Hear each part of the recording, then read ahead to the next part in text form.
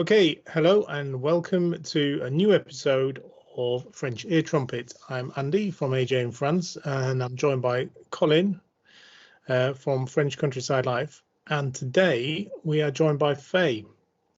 Now, the reason Faye's joined the chat today is because she sent us an email, and it is as easy as that. If you want to come on and speak to us about anything that interests you, and if it interests us, then we could probably get you on the channel. So Faye sent us an email in response to our health service in France episode, where we just basically had a review of what we've experienced while being in France with the health service. And it would be nice, well, it is nice to speak to someone else who's lived here for a while and also has an experience of the health system. But not only that, we're going to talk about what happens if the worst case scenario happens and someone dies in France. So it's not a very nice topic, is it? But, you know. Yeah. Well, I mean, it's pretty certain, that we're all heading that way. Death and taxes and all that, isn't it? Death and taxes. So welcome, Faye. Thanks for coming on. Faye. Tell us a little bit about yourself then. Okay, I'm a lady of a certain age, retired some years. I've lived in France virtually 22 years now, and I live in that part of France that we collectively knew as the Poitou-Charente, and specifically I was in one of the departments in the north, which is Deux-Sèvres. I'm on my own. I have a little Charentaise Longère house. It's mainly unrenovated. it's habitable. And I did get a shock the other day because I did need to call upon an electrician. And after that sharp intake of breath, he said, So I'm thinking, well, that's the car gone, a replacement car, or, do I continue to switch off the electrics when I change the bulb in a light fitting that I know is all metal? So, Okay. So one of those decisions to make. But so I've been here a fair while. I've had friends live and die here. I've been involved in those aspects, and having seen your presentation on health issues, it struck me that maybe we don't address the aspect of death, succession, wills here in France, because it's something none of us have really got into in a big way. And I think we tend to brush it under the carpet because it's not going to affect us directly. But of course, it may affect our offspring, our next of kin, our surviving spouse, whoever. And I think sometimes you have to lay down a little bit of information for other people to deal with, and not necessarily be led by, your neighbour or somebody who thinks they know about it and so forth. Yeah. One of the things that I think we touched upon it a while ago was that when my brother passed away a couple of years ago, 3 years ago now, he had one of the simply cremations, I think it's called, and it's basically just the cremation. There's no service, there's no anything like that. And we looked into it if they did the same thing here, and there's no actual company that does anything like that here. But the advice was, if you go to a French funeral director and say, this is what I want, they will arrange it for you. In essence, that's happened to a friend of mine last year, last October. I handled all her funeral arrangements simply because her next of kin, her son, was in Australia. Right. So was in a position to do anything. She herself, because she knew she was dying, she was in a position to say, I don't want this, I want that, so on and so forth. Right. Yeah. And so we were able to carry out her wishes. And what is interesting, that there are very few really crematoriums here in France. There's about 200 in total. Right. And I think in La Charente, there is one. Do you think that's because it's mainly a Catholic country? No, I just, they're getting round to it. And by the numbers of cremations that they do nowadays, yes, it's something that is increasing more and more. But I think in general terms, and what I was going to say is, surprisingly, that the speed in which a funeral has to take place. Yeah. Right? Yeah, I was just going to mention. Yeah, was it 6 days? Well, interestingly, they've expanded that. It's now 14. Oh, okay. Since July this year, they've extended it to 14 days, which of course for Brits that's great, because getting friends and relatives over in such a short space of time is ridiculous, right? But it may also be something to do with the numbers that they have to deal with so few crematoria. That may be part of it. Yeah, just going by that, the experience I had when my dad passed away a couple of years ago was exactly that. So he wanted to be cremated. He didn't want to be buried. And when he died, at that time was before what you've just mentioned. He had to be buried within 6 days. Sorry, cremated within 6 days. So that was really tough, and it was worse because it was the end of August, and he died on the 24th, and it was after COVID. So there was just so many people needed that service. The only time they could have it was on my birthday. Oh. Yeah, so it was a double whammy really, because it had to be so soon, and then obviously with the restrictions on COVID, there was very few people who were allowed to come. But going back to what you were saying about simply done cremations, that's what he wanted. He didn't want any fuss. There was only the immediate family, so it's my brother, my brother's wife, me, and that, I think that was pretty much it. So that was done very quickly and reasonably cheaply, I guess. But there's something else as well. Now it's quite the custom is to view the body before the cremation, so to try and fit that in as well within that time frame is very difficult. Now we didn't really want to do that, and that's based on personal preference. But if you want to do that, you have to provide the clothes almost the same day that he or she passes away. So you've got to have it ready, basically, a set of clothes that you want to see him in, if that's what you want to do. So there's all these things to bear in mind up until a point where you actually even get to a crematorium, and then you have to make all the decisions about type of coffin, type of service, all that kind of stuff. But like you said, Colin, it's entirely possible to have a very pared down, basic, simple service, simple coffin, simple cremation, and it can be done quite cheaply if that's what you want to do. And that's what my dad wanted to do, not because he didn't want to spend any money on it, but he just wanted a no fuss cremation with the immediate family. From what you said about him, he was very pragmatic, wasn't he? Oh, absolutely, yeah. Yeah, very practical and pragmatic. Yeah, so that is possible and can be done, but I'm glad it's been expanded, as you say, Faye, to a couple of weeks. I think that's more reasonable and more realistic, I think. Yeah, and in fact, my friend, she died in Civray, right? And she died in a home.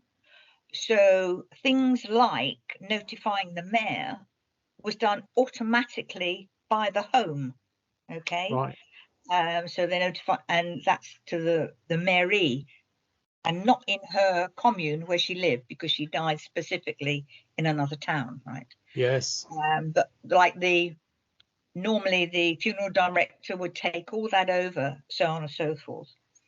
But as I handled the actual choice of this, that, and the other, right? I dealt with a company in Rufek, and the young girl there was fantastic, and their personnel are actually trained to deal with this sort of thing, right? And know what all the technical terms are. And she even had a check sheet in English, which was Brilliant. We expanded on it while we were there, you know. That it was a pared down service because because we had to wait for her son to arrive from Australia, and up till then we had arranged for the crematorium to be Saint-Jean-d'Angely in the Charente-Maritime, right, which is a good couple of hours from here, and there was her son and myself there, and that was it. And interestingly, the funeral director for that particular crematorium is English. Right. So he speaks with a very, very beautiful French accent when he speaks English. It's quite charming, actually. And one of the things you can do is actually view the coffin being incinerated. Oh, really? As part of the procedure, should we say, of the formalities. If you so desire, you can. It's just a camera that sort of plays on the whole of the. Not so sure about that, to be all you're seeing are the flames through the actual porthole of the actual incinerator, right? No. And in fact, the worst I found was the use of the term incineration. Yeah. I found that a very difficult word to understand and deal with. You know, cremation is much softer somehow. You know? Well, it's more specific as well, isn't it? Yeah. You can incinerate your trash or your rubbish.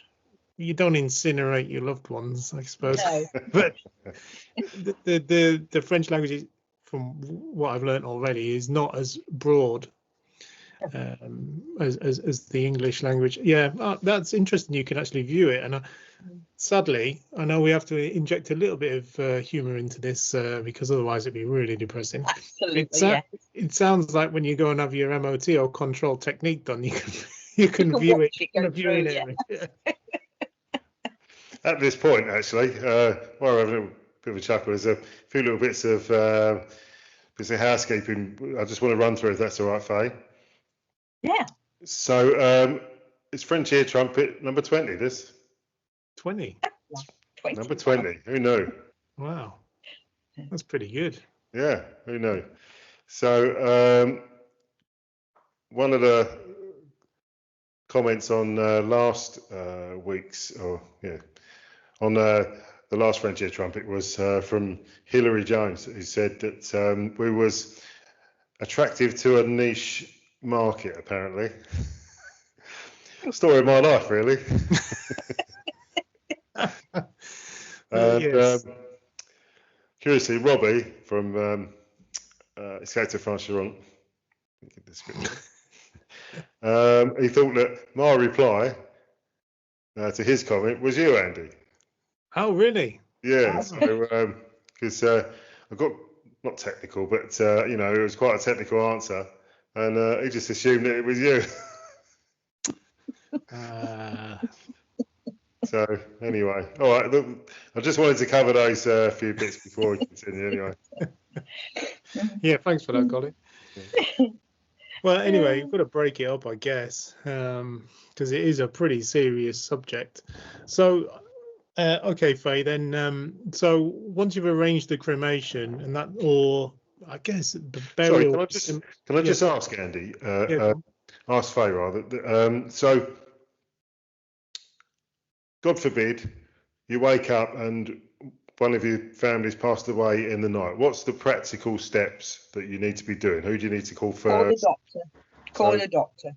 So number one, you call the doctor. Yeah. Yeah. Well, and you the doctor reach out is to the surgeon one. and say someone's passed away. Yeah. And they will invariably come out to issue a death certificate, right? Yeah. And they would give you the additional papers that you need then to give to the funeral director, right?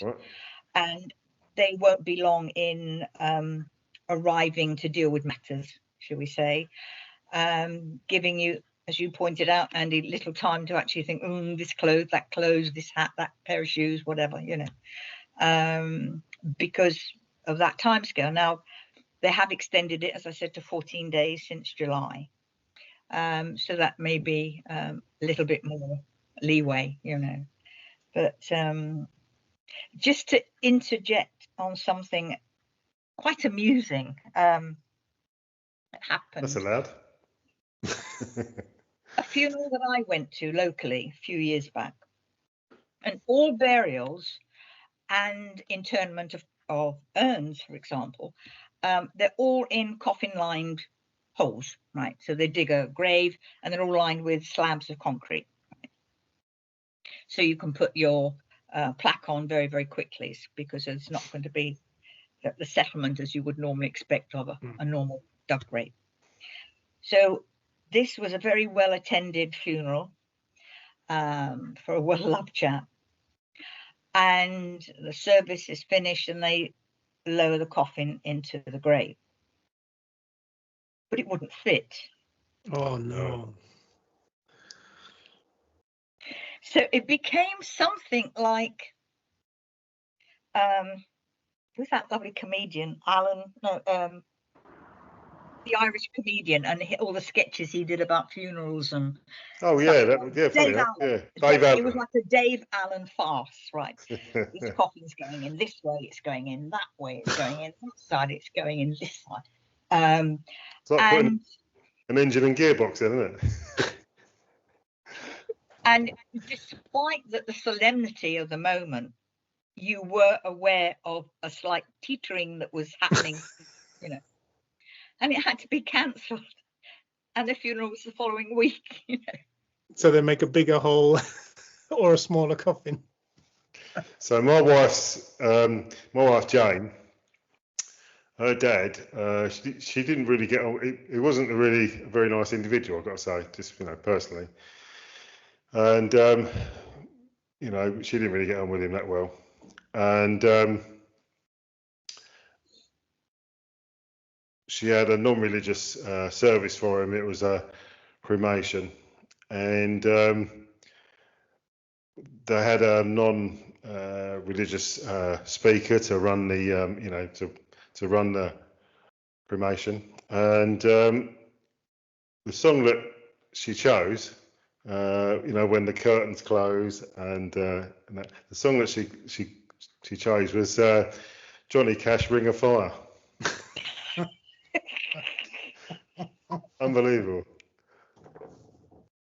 Well, everybody laughed. It's quite interesting here as well, because I'm led to believe that in the UK the various crematoria, whatever, can send you a bill for the music because of performing rights and so forth. Right. Yeah. They don't bother with that here. You want something, you put it on a CD, you bring it along, whatever. Yeah. Okay, so that's interesting, because that was exactly what happened with my dad. My brother made a video, just like we're making a video now, with all the songs he wanted and pictures as well. Mm-hmm. So we all went through our phones or computers, got the pictures we liked the most, that reminded us most of him. And they've put a little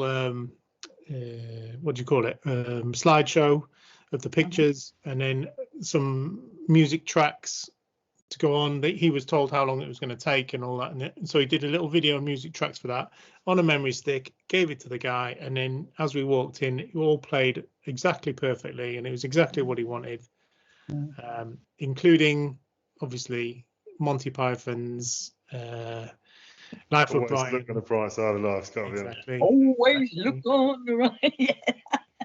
He loved that, and it was actually the last film he ever watched. We took it, he loved it, and I took it in on a laptop into the hospital, and we had a private room, and there was me, Mum, Dave, and Dad there, and we played a couple of films, and that was the last one he ever watched. And then that night he passed away. and so we thought that would be great to play that song at the time. But you can give the memory stick to the guy, and it's a private room, and you can watch those slideshows, and the coffin's there, and that's it. And then you can either watch, like Faye said, if you want to see them be incinerated for some reason, or you can leave like we did and spend the few moments in the lovely gardens that surrounded. It's in a forest. It's really, really nice. It's like nature outside, and it's really well done. Are there as many flowers as there is in the UK cremation? Because there's always loads and loads of flowers in a UK funeral or cremation. Do you mean that people have provided, or yeah, like people send flowers, don't they? Or people bring you flowers. could send flowers, but because we've got such a small family, and at the time because of COVID, there was wasn't really possible. So there was, I mean, they had the flowers that were just generally in the building, but nothing else. I mean, is that a done thing, Faye, that people would send flowers to a funeral? Or? Do you know, I can't say. I'm racking my brains as to think, did we have flowers? I don't think we did. But of course, it's more important that flowers are put on the burial plot, right? Of course, yeah. That's how people pay their respects. And interestingly, that's why florists are open on a Sunday. You know. Is that day is it November where all the chrysanthemums get put on the parade? Yeah. Which of course is as a tangent to that. You never take. You never go on a tangent, Faye. I'm sorry, I'm going to have to. I'll stop you there. Or even a tandem, yeah, that's a thought. But you'd never give a guest a bunch of chrysanthemums, right? No. A little bit for Can the you known. imagine that? Thanks for inviting me for dinner. I bought you these for your funeral. Cheers.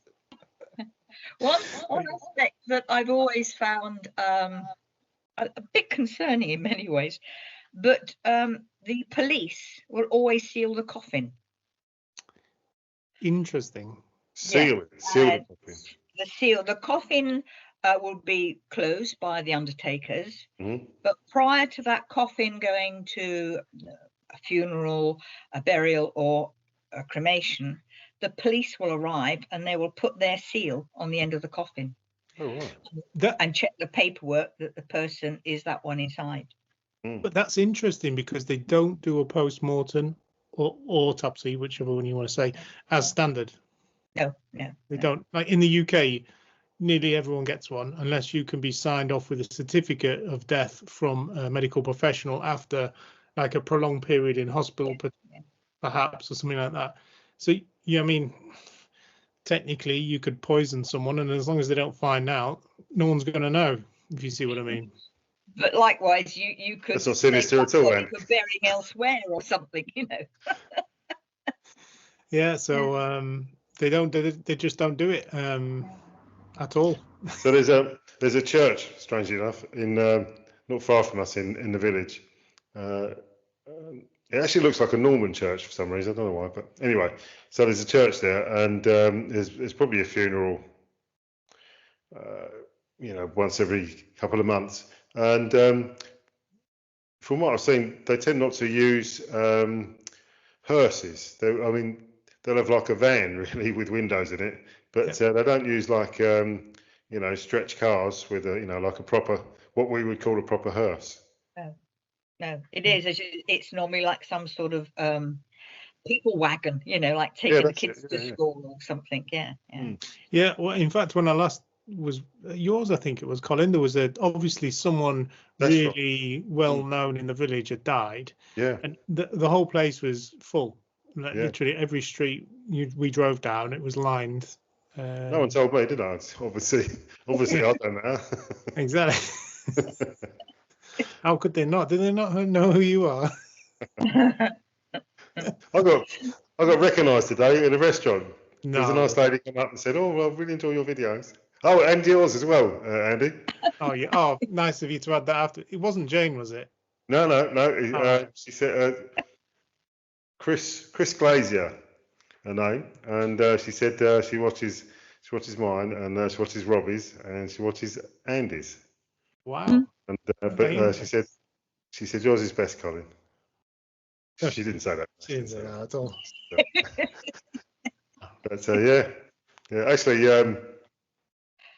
I remember watching Jimmy Carr, and he said about being famous. Someone asked him what's it like being famous.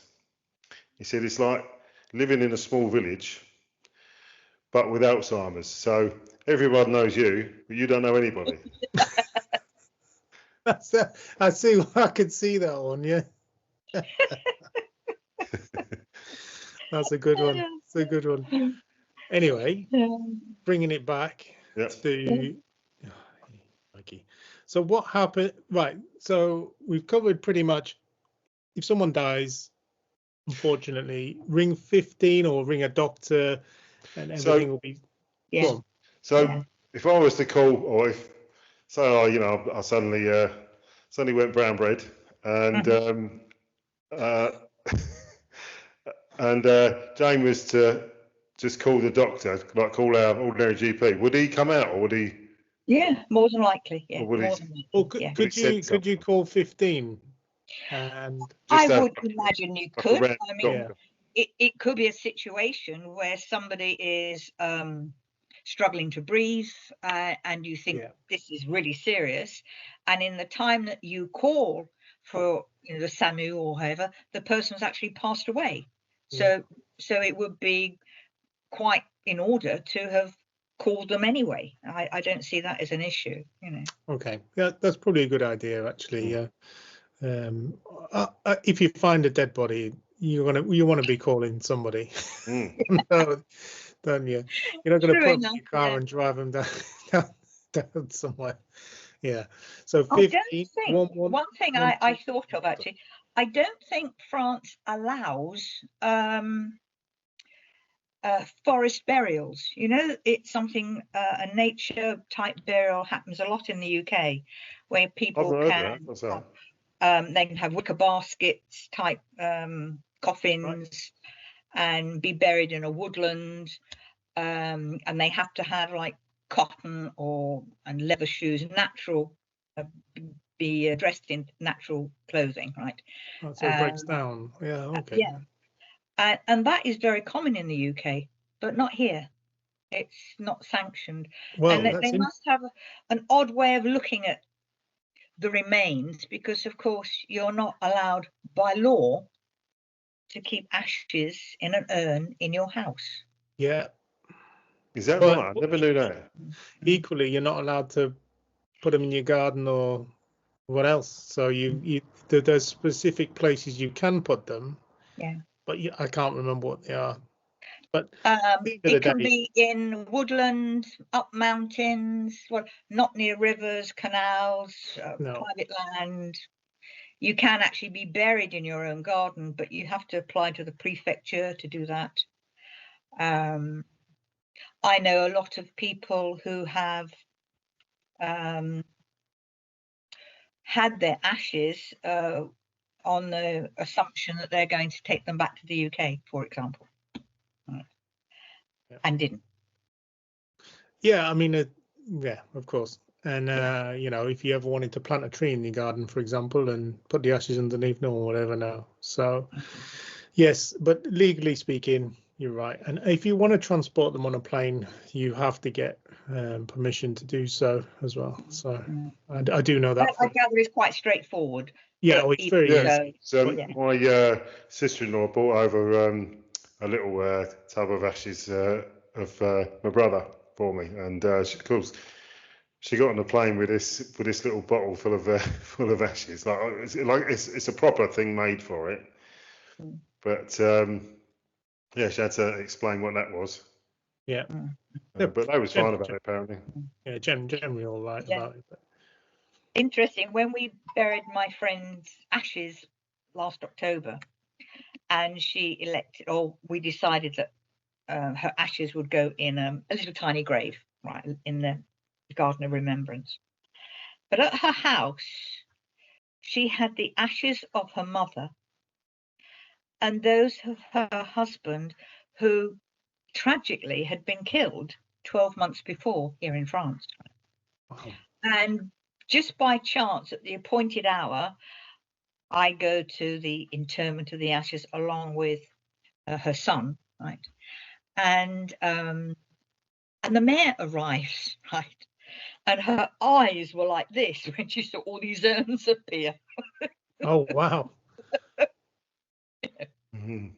So they're all put together in the same. All put together in the same place, and the plaque spells it all out as well. You know. Oh, that's But, a really, yeah, that's a really good idea. So everybody's together, and that's probably how they yeah, all wanted it. And oh, that's superb. Yeah. yeah. So But that's the possible. mayor was taken aback somewhat that Oh, yeah. these ashes appeared from nowhere. Yeah, I can imagine. I can only imagine the face on the. So it being France, I'm sure there's a mountain of paperwork that's got to be completed. Would that be? Don't look so surprised. Yeah. Would that be taken care of by the funeral director, or is that something that has to be done by? Yeah, predominantly by the notaire, right? Oh, really? Okay, so you get a notaire involved in it. Yeah, the notaire must handle succession, right, and dealing with that aspect. And if I remember rightly, the paperwork side of things allows for, as I say, the lady knew she was dying, and she had signed 2 checks, right? And one check was to cover her final account at the nursing home, and the other was going to be for her funeral, right? And whilst they weren't presented to after her death, both of which are legally allowed to go through the banking system, Interesting. because they were to do with these last aspects of her life, right? I mean, that's just common sense, really, isn't it? Yeah. But of course, that wouldn't happen in the UK. Your Right. account is frozen there and then. Straight away, yeah. Straight away, yeah. And so, yes, the notaire deals with all that. Quite long and involved, and expensive in the paperwork that's required, if I remember rightly. I'm just trying to think of some aspects of it. Well, I can tell you that. So for what you were mentioning about accounts being frozen, yes, if you've pre-signed a check, but we found that, I think I'm right in thinking that the similar sort of thing happened to accounts in a single name. So let's say, for example, we'll just say my dad's name. Accounts in his name only would be frozen. Mm-hmm. Accounts in the name of Mr. and Mrs. would be frozen. Accounts in the name of Mr. or Mrs. will not be frozen. Are allowed. Exactly. Yeah. So that's a big tip if anyone's watching this. If you make sure your joint accounts are Mr. or Mrs., not Mr. and Mrs., because there is no longer a Mr., so there can't be a Mrs., so it immediately gets frozen. You did right. You did right on that. Yeah. Yeah. And in fact, most banks will automatically make them or, you know. I think they probably will do now, but if you moved here maybe 20 years ago, 30 years ago, then that might not be the case. But they should do it now, yeah, I would think. Yeah. So that's worth a look at. And yeah, then I suppose we're moving on to that. So that's the immediate thing. If you've got any predated checks or pre-signed checks, like you said, to do with the care and the funeral, that's a really good tip to pre-sign the check. I think even after, even if she had not made those checks, sign them, the notaire can release funds from the account to pay for those things regardless, right? Okay. And it's up to something like, I think, £5,000 or something like that, or €5,000, I should say, to deal with like the funeral and so forth. That's really how does the care situation differ from France to UK in terms of the costs would have to be borne in the UK by someone having to sell their house. And so if you found yourself in France needing to go into a home and you haven't got a house, you haven't got, the funds, will the state take care of you here? No, if there are children involved, no. They would go after the children and other family members. Yeah. Right. So you'd be, I mean, to be honest, this is maybe another episode, because from personal experience, this would take way too much time than we've actually got on this subject, and we've got more stuff to cover. But the basic, yeah, if you've got kids, they're liable for your care once they've exhausted your cash. So that's if they're in a different country. Yeah, basically that's the summary. Yeah.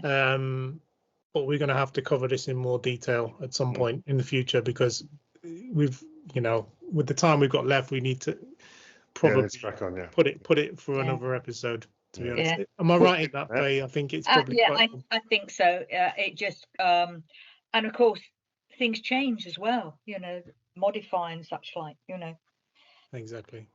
So once we got to that point, then we need to look at wills or succession or how that works. And that was the main line of your email to us, is to let us know what you know or is going on about wills and specifically that affects people from the UK who are then moved to France and have a UK will. Can you tell us more about that? Okay. France, as you well know, is governed by many laws which date back to Napoleon, and succession is one of those. And succession deems that there is forced heirship, right? So, in other words, a child cannot be ignored in a testator's will. They cannot be written out of a will in any shape or form. So, for example, a person who dies here in France would normally make a will. However, if they have one child, 50% of their estate must go to that child. The remaining 50% can be dealt with as you wish, right? If you have two children, 66% must go to those two children, and they must be treated equally. And you have the remaining third to deal with as you wish. If you have 4 or more children, or I think it's 4 or more, it's 50%. Sorry, it's 75%, right? And you have 25% to deal with as you wish. But in that remaining quotient, there isn't any part of the law that says it must be left to the wife or the surviving member of that party, that union. And of course, because of that, and in today's terms, there are many couples who have second marriages, they have stepchildren, and so on and so forth. And it becomes something of a nightmare to deal with. Oh, yeah. And it's often why when you buy a property, you buy under a certain division, all right? So whether you buy it in tontine, entrepôt, one gives to the other, there are many ways that you can buy a property, noting that when one of you dies, that property changes hands because the way you set it up in the way that it was purchased. Okay. However, when it came to this forced heirship, there was a lot of debate over quite some time. And back in 2015, the law was changed to allow people who aren't of French descent or French nationals, for them to make a will and have that will dealt with under the law of their nation, right? So that was deemed to be a godsend to many, many Brits here, so that they could make a will and leave their property to whoever they wished, right? Yep. That's the good news. The bad news is that some hierarchy in some ivory tower somewhere decided this wasn't a particularly good idea and forced the issue yet again, and it was changed in November 2021. Oh my God. And what they have done is, I could read it out to you, but it is really complicated.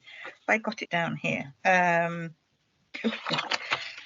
should say, are you sitting comfortably? And I'll begin. No, that's okay. The word, it says, when the deceased, or at least one of his children, is at the time of death a national of a member state of the European Union, or has his or her habitual residence there, and when the foreign succession law does not know a mechanism with a reserved portion protecting the children, each child of his or her heirs, or those who benefit from his or her rights, can use the assets which are located in France to obtain a compensation at the time of death in order to benefit from the forced heirship rights which have been under French law within the limits of these rights.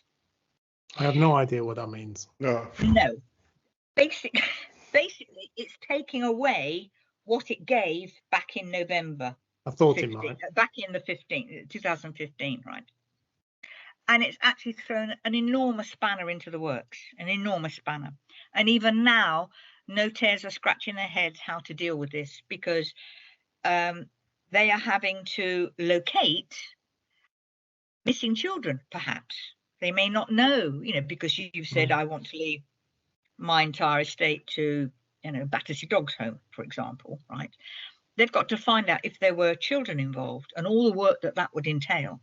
I mean, there may even be estranged children, right? It's up to them to find who they may be in order for them to benefit under the forced heirship rules, right?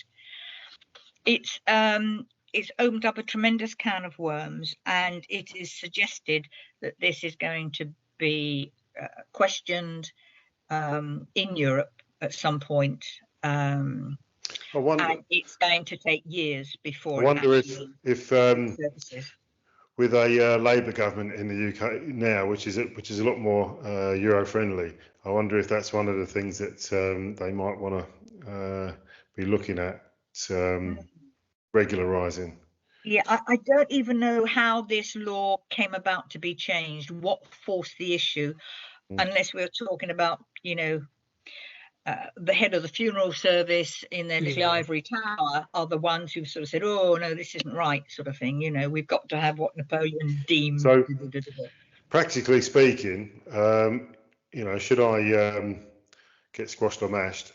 And Jane went to the notaire and said, I've got a will that was written in the UK, and Colin wants his entire estate left to me or Jane. Apart from your workshop, I'm having your workshop. I'm going to set up a treasure hunt for all the Bosch professional tools. Yeah, thanks. Have you got any carry on. Sorry, I just the comment. And so as I say, practically speaking, as it stands at the moment, would the notaire accept that English will? I understand it's always better to write two wills, an English one and a French one. Right. And there is, for example, I happen to know of a notaire in Ruffec. Okay. Who's bilingual, excellently bilingual. It could well be the fellow that I used to buy this house, actually. He was very, very good. You may well have done. Yeah. And he has a fellow English solicitor in Portsmouth who draws up the English will in relation to having it used in France, right? Yeah. They sort of work together. Yeah. Right. But this new law may just throw everything topsy-turvy completely, right? And it's, I think the emphasis on here is it's giving children the right to question that will and have it overturned under French law. Now, it could be that those children say, I'm happy with that. And whether that is accepted, whether they could write some sort of attestation to that effect, I don't know. It sounds very much like, to me, we used to have a saying where I worked, nothing is a problem until it's a problem. So providing if there are those children and they no idea or they've no issue or no problem with it, I pretty much think that nothing will happen. No. But it's those wills or those family situations where it's not amicable. There's a lot of bad feelings, or you want to leave someone, like if you've got 3 children and you want to leave one of them out of it, in that kind of scenario, you're going to be in a lot of paperwork, a lot of trouble, I think. I think one of the areas that threw up this mega anomaly and may well have something to do with this change in law was that, do you remember the French singer Johnny Hallyday? Oh yeah, right? Everybody knows Johnny Hallyday. Of a certain age, yes. Johnny Hallyday, when he died, he happened to have died in France, but to all intents and purposes, he was a resident of California, right? Right. And I think he had 4 children. Certainly 2 weren't his, and I think he adopted a couple, right? And he deemed that his will should be managed under Californian law, and it is still being debated to this day. Yeah, of course. And of course, the only people winning are the lawyers. Oh, of course. Yeah. It's always the way, really. Actually, I just want to tell you a little story. So, Paul Simon, the singer, Simon and Garfunkel, did a concert in a converted church in London, and it's the home of the London Symphony Orchestra. And so I was driving him and looking after him, and I watched the concert, one of the best concerts I've ever seen. It's fantastic. Anyway, so just before it ended, I went out to the car, which was parked out the back, just to make sure it was, everything was as it should be. I saw this woman lurking about, and you get trained, same as Andy, you get trained to notice things that aren't right, that shouldn't be there, don't fit in. And she definitely did not fit in. She was standing there, and I thought, okay. So I went and saw the Paul Simon's manager and said to him, there's a woman out there. I think, there may be an issue. He said, all right, as soon as we're finished, we'll get him straight in the car and you just get away. And so anyway, concert finished and all the shaking hands and that took place. And I said to him, right, there's this woman out there. I said, don't look at her, don't speak to her. I said, I'll get in between. The door will be open. Just get in the car. I'll shut the door and then we'll be away. Anyway, so we went out the back door of this of the church and made our way towards the car. It was only about 5 meters to the car, and this woman come hurtling over, waving this folder, saying, "You're my father, you're my father." And so Paul Simon was only a little fella, and this woman was a big old unit. Right. She came over waving this folder, so she bumped into me and sort of bounced off me, and I got him into the car, and she's screaming that you did the dirty with my mother in Denver in 1960 something, and so by this time I got the door shut. I'm in the car, and we're pulling out the side of this church to get onto the main road, and she's running down the road behind us, waving this folder, waving these sheaves of paper, saying, "I've got proof." Anyway, on the way back to the Dorchester, Paul Simon didn't say anything, and just as we pulled up to the church, I looked in the mirror, and he looked at me and he said, "I've never been to Denver."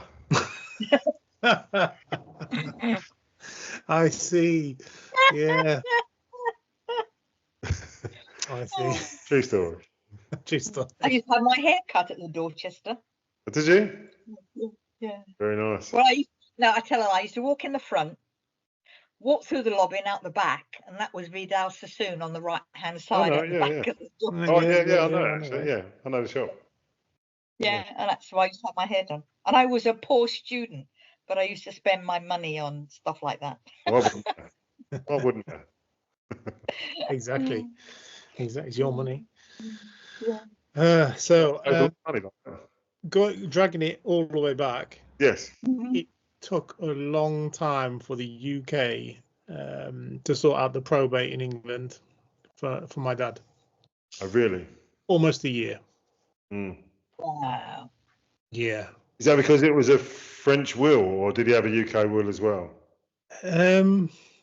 No, he had a French will, but and you have to provide translation. That's another thing. You have to provide certified translations to go back to England. If you've got any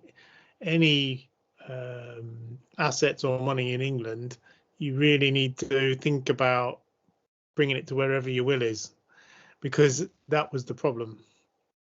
You know, having assets in a separate country to where you actually live and pay tax is so complicated. So if you Can I do it, ask at that point, your mother is still alive, yes? yep. Well, the lady who I helped to bury last year, she was a widow, right? And her husband, I think I said, had been killed 12 months prior to her own death, following an accident here, right? And I used the solicitor in Portsmouth, as I mentioned earlier, who ties up with the French guy here. And because there was money in the UK, she was able to have all that money without a penny being exchanged, because she was next of kin. She was the wife. And whilst he had a business, and it was transporting things between France and England, and he rented a house in England, the solicitor made out quite legally, he tells me, that he was UK domiciled, because the revenue are really into making people British domicile, even if you've lived in France for 20 years. So he said, well, we won't play on that. We'll just say he's English domicile. And they accepted it. She didn't pay 1 penny in any taxes, and she had all that money, which we just brought over bit by bit as she needed it. Yeah, I mean the payment side of things, as in tax and stuff. Yeah, this is the same. I mean, it was just like running in treacle, the cogs of the machine, if you like. And it was affected, granted, by COVID, obviously. Everyone was working from home and all that sort of stuff. But the French notaire that we used was terrible. And I don't want to say who it was, but, absolutely rubbish. To the point of it was causing a lot of problems for the whole family, because we just wanted it to be sorted. It was such a simple will, like, I mean, it couldn't get any more simple. We're such a small family, and everything had been pre-arranged. There was nothing complicated. Nobody was going to complain about it, and yet this notaire was so terrible. It was unbelievable, because they're also responsible. They have to come out and value the house as well. That's right. There were so many problems around that, getting them actually to come out and then getting a valuation from them. You've got to look, and having a good notaire, like you said, is key. Really is key. It's interesting you talk about that valuation, because if there are fees to be paid in terms of the succession rates, for example, which can be considerable, they have to be paid within 6 months. Well, the notaire didn't turn up with the auctioneer, who is the valuer, for 3.5 months. Yeah. To her property, and I was on pain of death, nothing to be removed from the house, right? Yeah.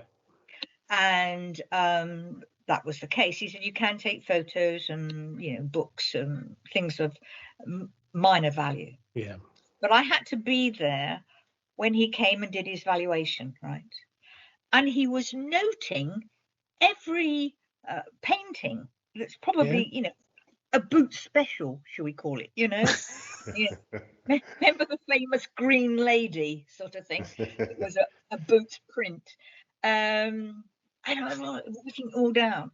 And he was there, pages and pages and pages he was writing. And it was a token amount at the end of the day. A real token amount. Yeah. He might not have even bothered to have been there. Yeah. No. Yeah, I agree. These things are just so, I don't know. I find it with a lot of bureaucracy in front, and my brother has this, and I think he's got it down to a T. Basically, it doesn't matter what government department or who you're dealing with. Maybe there's 2 or 3 people in the whole department that know what they're doing and can fix the problem for you. The other hundreds of them are just designed to play defense and knock you away and stop you from getting there until you get to that person who can literally just solve it in 2 minutes. And I've found that with every department I've ever worked with. If you get through to the person who can actually do something, it's done within minutes. Literally on the phone. I have a friend who is a retired fonctionnaire here in France, right? And she would quite happily tell me that their job meant it was a job for life. Totally. Yeah, oh yeah. They could not be sacked. No. So it didn't matter what they told you at this particular window, and you went back the following week with all the paperwork you'd been asked to present. Yep. But the next window, they said, but you haven't got this, this, this, and this. They don't care. They're not going to get sacked. That's what Robbie's been struggling with at the moment, isn't it? Yeah, I've seen that. Yeah. It's interesting you should say that, because that's the feeling I get, what I get from speaking to French people. They all intimate the same thing, that the like you say, you can't sack them. So there's loads of people who really shouldn't be doing what they're doing. But if you get through to the right person who can do the job, they're really efficient and really good. It's finding that person and getting through to them. And I've had that experience in banks quite a lot.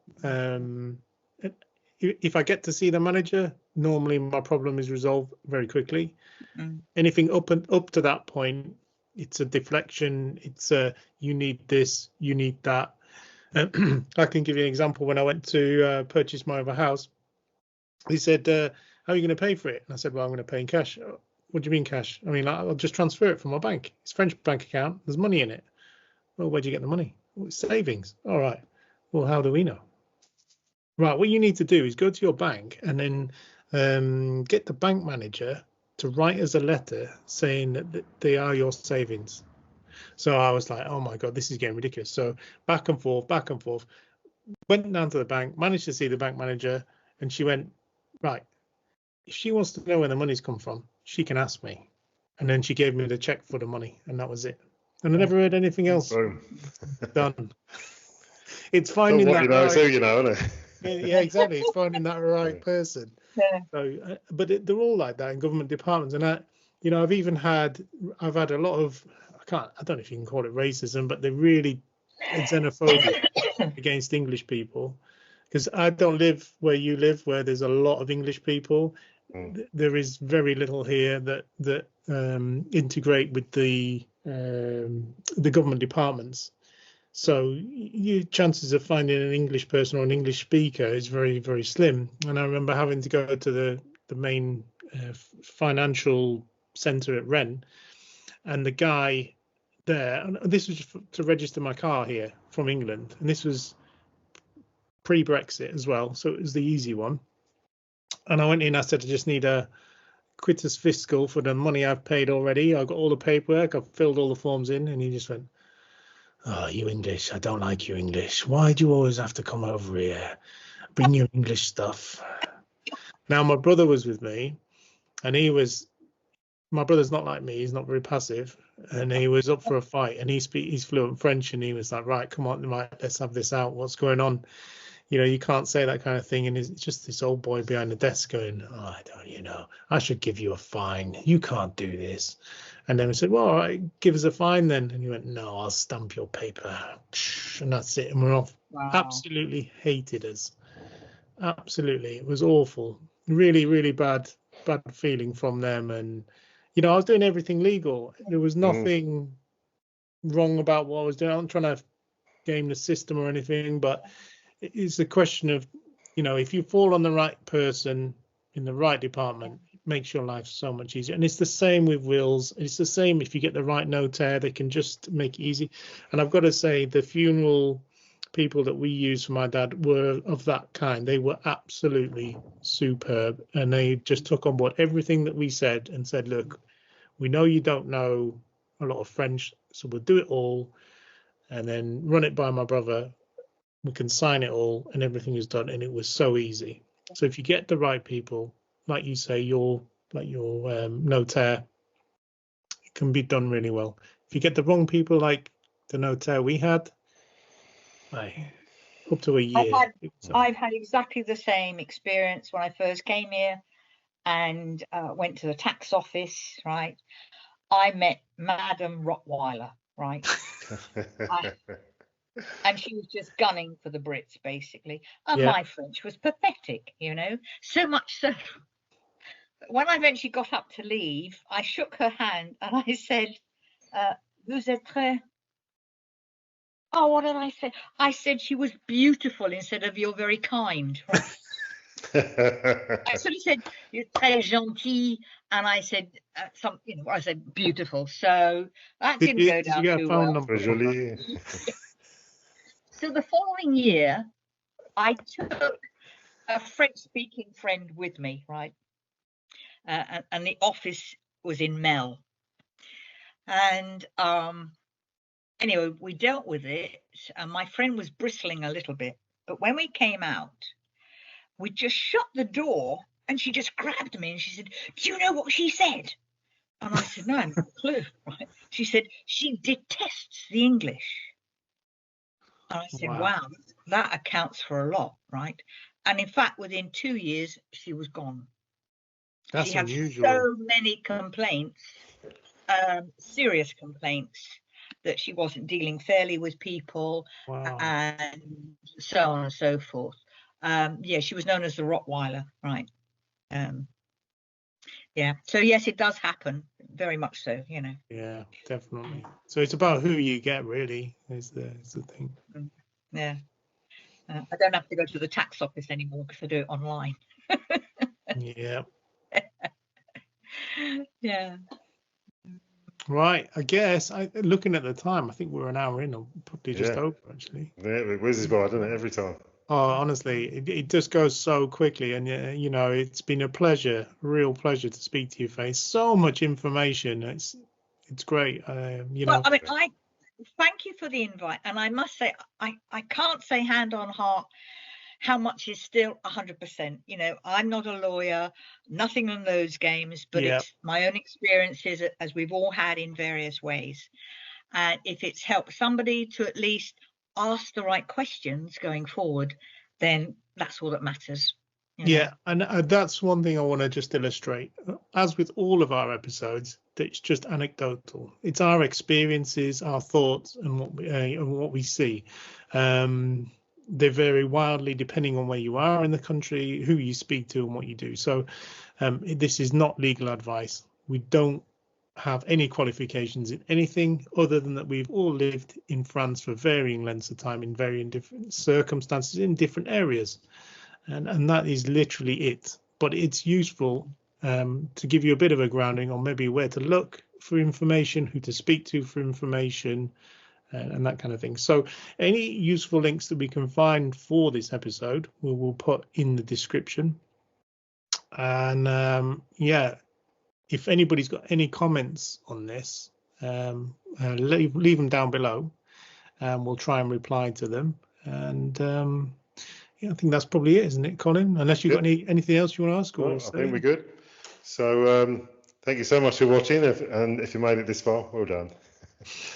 And if you'd like to give the video a thumbs up, that really helps the channel. Press the notification bell so that you know when there's new content. Maybe think about subscribing if you're not subscribed already. And all it needs to say is it's goodbye from me and Faye. It's goodbye from Bye me. now. Bye.